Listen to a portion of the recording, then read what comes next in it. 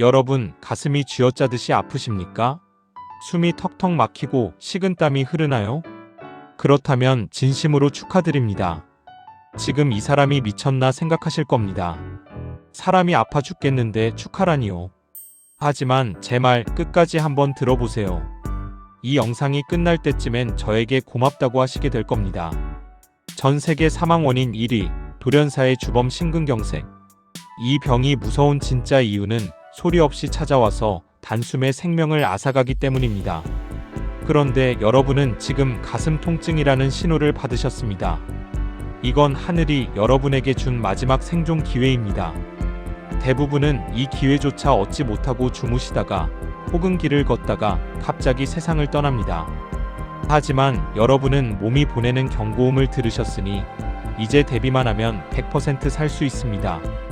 오늘 저는 여러분께 딱 두 가지를 알려드릴 겁니다. 첫째, 심장이 보내는 구조 신호를 정확히 읽는 법. 둘째, 그 신호가 왔을 때 절대로 하면 안 되는 행동과 무조건 해야 하는 행동입니다. 이 영상 하나가 훗날 여러분의 생명을 구할 동아줄이 될 것입니다. 심장은 우리 몸의 엔진입니다. 1년 365일 단 1초도 쉬지 않고 펌프질을 하죠. 이 엔진이 돌아가려면 연료가 필요한데 그 연료피를 공급하는 핏줄이 바로 관상동맥입니다. 심장을 거꾸로 뒤집어 보면 마치 왕이 쓰는 왕관 모양처럼 생겼다고 해서 붙여진 이름이죠. 그런데 나이가 들고 기름진 음식 먹고 담배 피우고 성격이 불같이 급하면 이 왕관에 녹이 씁니다. 찌꺼기가 끼는 거죠. 이걸 동맥경화라고 합니다. 혈관이 좁아지면 어떻게 될까요? 평소에는 괜찮다가 조금만 무리하면 심장이 비명을 지릅니다. 주인님, 길이 좁아서 피가 모자라요. 살려주세요. 이게 바로 협심증입니다. 자, 여기서 정말 중요한 구분을 해드립니다. 꼭 기억하세요. 첫 번째, 착한 협심증 안정형입니다. 계단을 오르거나 무거운 짐을 들 때 가슴이 뻐근하게 아픕니다. 그러다 쉬면 5분 안에 씻은 듯이 낫습니다. 이건 주인님, 지금 무리하고 있어요 라고 알려주는 고마운 신호입니다. 2단계라면 약 먹고 관리하면 평생 문제 없습니다. 하지만 두 번째, 미친 협심증 불안정형이 있습니다. 가만히 TV를 보는데 갑자기 가슴이 아픕니다. 밥 먹다가 숟가락을 놓을 정도로 아픕니다. 쉬어도 통증이 안 가라앉고 20분, 30분 계속됩니다. 통증이 목이나 턱, 왼쪽 어깨로 쫙 퍼져나갑니다.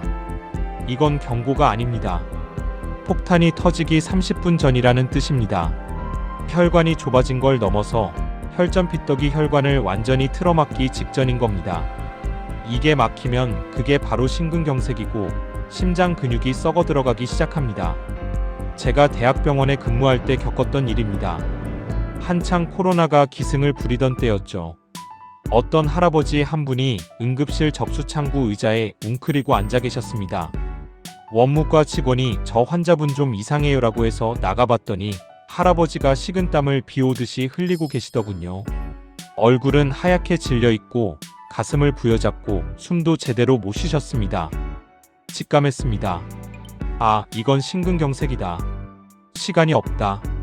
심전도 기계를 들고 뛰어가서 찍어보니 아니나 다를까 그래프가 솟구쳐 있었습니다.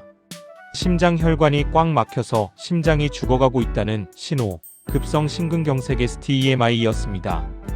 그때부터는 전쟁이었습니다. 코로나 검사 결과가 나올 때까지 기다릴 시간이 없었습니다. 그 1시간, 2시간 사이에 할아버지는 돌아가실 게 뻔했으니까요. 저는 할아버지 손을 잡고 무작정 뛰었습니다. 시술실 입구를 막아서는 방역 직원들에게 심전도 용지를 흔들며 고래고래 소리를 질렀습니다. 비켜요. 지금 안 들어가면 이 환자 죽어요. 내가 책임질 테니까 비키라고요. 저도 무서웠습니다. 혹시라도 코로나 환자면 어쩌지, 병원이 폐쇄되면 어쩌지.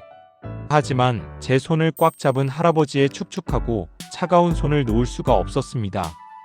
그 손이 살려달라고 말하고 있었거든요. 다행히 막힌 혈관을 뚫는 시술은 성공적이었고 할아버지는 며칠 뒤 두 발로 걸어서 퇴원하셨습니다. 퇴원하시던 날 제 손을 잡고 우시더군요. 선생님 고맙습니다. 살려줘서 고맙습니다. 만약 그 할아버지가 좀 체했나 보네. 내일 아침에 병원 가야지 하고 집에서 주무셨다면 어떻게 됐을까요? 아마 그날 밤을 넘기지 못하셨을 겁니다. 여러분, 제가 간곡히 부탁드립니다. 가슴이 찢어질 듯 아프고 식은땀이 흐르고 이 통증이 30분 이상 지속된다면 제발 자식들에게 전화하지 마세요. 아들, 딸 걱정시킬까봐 혹은 차 태워달라고 전화하시죠? 그 전화하고 아들이 옷 입고 차 끌고 오는 그 30분, 일시간이 여러분의 골든타임을 갉아먹습니다. 손 따지 마세요. 청심환 드시지 마세요. 피낸다고 막힌 혈관 안 뚫립니다. 소화제 먹고 트림 좀 한다고 낫는 병이 아닙니다. 동네 병원 가지 마세요. 작은 병원 갔다가 큰 병원 가세요 소리 듣고 다시 이동하는 그 시간에 심장은 다 썩어버립니다. 정답은 딱 하나입니다. 무조건 119를 부르십시오. 119 구급차는 단순한 택시가 아닙니다.